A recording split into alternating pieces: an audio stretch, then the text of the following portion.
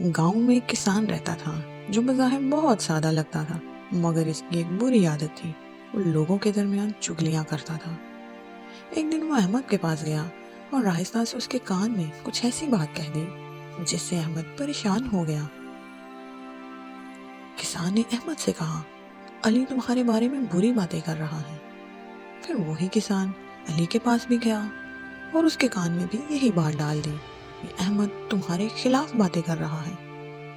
یہ سن کر علی اور احمد دونوں غصے میں آ گئے اور گاؤں کے بازار میں ایک دوسرے سے جھگڑنے لگے کہ اتنے میں ایک بزرگ وہاں آئے اور انہوں نے دونوں کو لڑائی سے روک دیا۔ اور جب سچائی سامنے آئی تو علی اور احمد کو پتہ چلا کہ اصل قصوروار وہ چغلخور کسان تھا۔ علی اور احمد نے ایک دوسرے سے معافی مانگی اور دوبارہ دوست بن گئے۔ اور اس دن سب کو یہ سبق ملا کہ چگلی ہمیشہ نفرت اور جھگڑا پیدا کرتی ہے۔